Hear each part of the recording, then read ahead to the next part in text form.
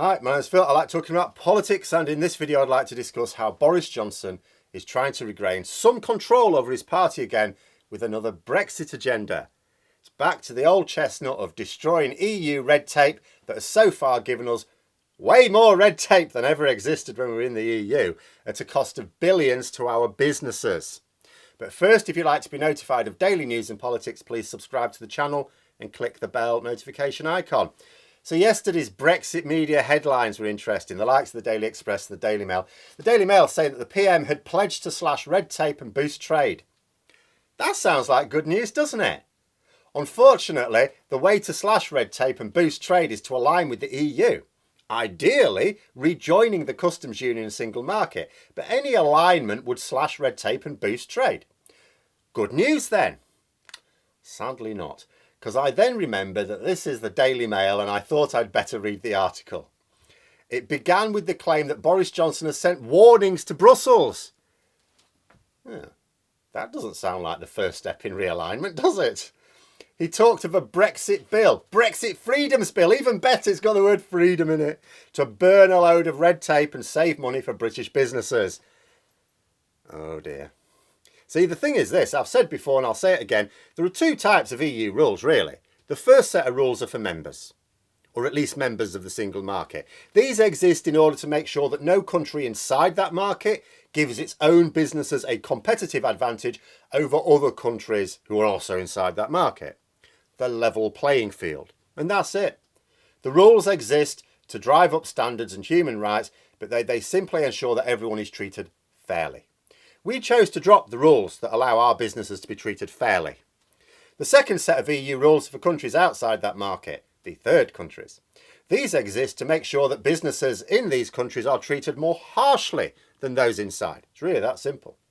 We chose to drop the rules that meant our businesses were treated fairly and to adopt the rules that meant they were treated harshly. Well done us. It has resulted in an epic amount of paperwork being required to trade with the EU. That paperwork can be complex. It certainly takes time, and there are costs involved, of course. Also means some bugger has to check that the paperwork has been correctly completed, which means delays. A lot of delays if it has not been completed correctly. And all of this means that the cost of sending those goods to customers in the EU has increased, and the ability to send it quickly has been obliterated. The just-in-time supply chain between Britain and the EU has been shattered. Doesn't exist anymore. Look at what's happened in January as we applied our own customs controls. Control in the loosest sense of the term, you understand. The delays for trucks trying to get across has just gone up and up. Remember that our delays are at the Calais end. If you gum up the works in one direction, you bugger it at the other as well. So we've also seen massive delays at the Dover end. Yesterday, it was noted that the median time spent by trucks was 39 hours. Wow. That's what the bonfire of EU red tape has done for us. It has meant that at the start of the week, trucks have been stuck in the queue for the Brexit board for an average of 39 hours. For reference, an Irish commentator reminded us that the queue for Rosslare at Europort was basically nothing. That goes directly from Ireland to France. Basically nothing. You've got, realistic, if you're looking at... let's look at another example of customs controls with the EU. So Switzerland's not in the customs union. So the waiting time for hauliers trying to get from France to Switzerland, about an hour. Same for Germany, about an hour. For Britain, 39 hours across a customs border. Brexit didn't slash red tape. It increased it by a lot. Brexit didn't save money for British businesses. It cost them a lot. Do you know how much? 7 billion quid so far. So much so that some businesses have gone under, and this year it's going to be way worse than last year. But how to explain this to someone who insists that Brexit will do all the things Johnson continues to promise? You know, that guy who lies through his teeth and has never delivered on a promise in his life. Well, think about this. If a country wants to sell its goods into the British market, who decides the rules for doing that? Well, the British government, of course. Of course, yes. So if we want to sell our goods into countries in the EU single market, who decides the rules for doing that? It's not the British government, is it? It's the EU. Of course it is. So how exactly is any bill passed by the British Parliament going to change the rules for selling goods into the EU? It can't. It would be ridiculous. It would be like suggesting that the American Senate could decide the rules for trading between Europe and Britain. No, that's not how it works.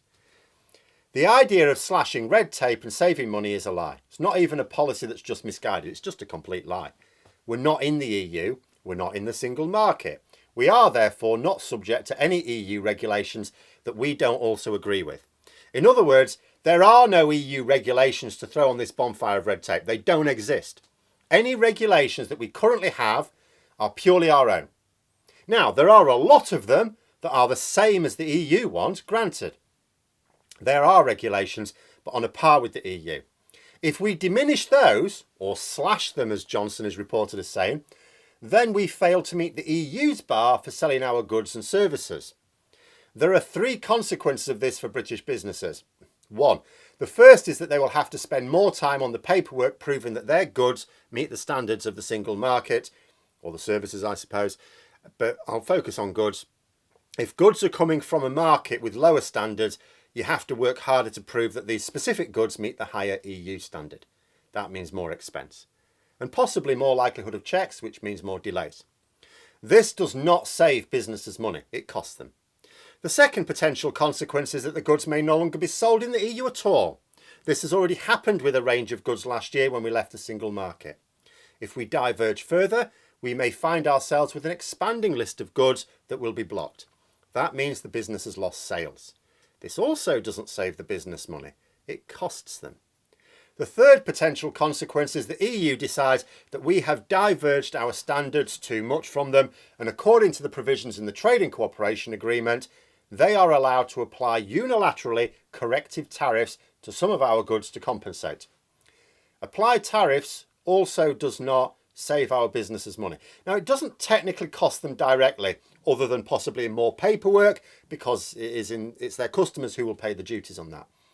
But as it still increases the overall cost of the goods for that customer, they are more likely to decide to stop the sales and find a supplier inside their own market who is now cheaper. So this still ends up costing the British business money in lost sales. There is no outcome where it can possibly reduce the paperwork needed for British businesses to trade or the cost to them. It increases both. This constant crap about the freedoms of Brexit, slashing red tape, saving money for businesses, needs to stop now. We're doing the opposite. Brexit is not freeing us, it is constraining us. Brexit is not slashing red tape, it's piling much more onto us. Brexit is not saving money for businesses, it is costing them far more. This is not speculation. We've already had a year outside the single market. We've seen it. It's fact. We need tens of thousands of new customs officials before we are ever able to manage our Brexit borders, and even then there will still be delays. When we do eventually recruit and train them, that will have a cost and will continue to cost a fortune. And this is money that is not invested. It doesn't make us anything. The invested money is just to manage Brexit, to try and maximise our level of trade, a level of trade that will always be lower than it would have been if we'd remained in the EU, because there will always be paperwork and delays that make trade more difficult, so you can't have as much of it. Boris Johnson's Brexit Freedoms Bill is not going to slash red tape or reduce costs for businesses. It's going to do the opposite, if anything. It's not going to do this because it can't. Not one single line of legislation to come from Westminster can rewrite one single rule for trading goods or services in the EU. The bill will be like all of his other bills, a pretense that it's going to tackle a problem, usually one that he or his own party has created, but will in reality be a thinly veiled power grab for himself. Just you wait for this to start passing through Parliament and it'll be obvious what it is for. Everyone knows what this is for. All it is representing Parliament passing even more executive power to Boris Johnson. He's hiding the malice in the title, Brexit Freedoms Bill. I mean, who wouldn't want to support freedom? Freedoms are great. But it is the freedom for the Prime Minister to change laws without Parliament. That's what this bill is about. It's to let him, it's basically him saying, look, you know, there's all these EU laws we don't really want. They're not EU laws, they're our laws. But there's all these EU laws, he's saying, and Parliament's only got so much time. What we need is a fast-track process to get rid of them. I'll do it for you. I'll do it for you. Give me the power to just change laws without having to go to Parliament. That's what this bill is about. You know, it'll obliterate workers' rights as well, but what it's about is more power for him. Because he doesn't fancy his chances in an election, does he? So he doesn't want another election.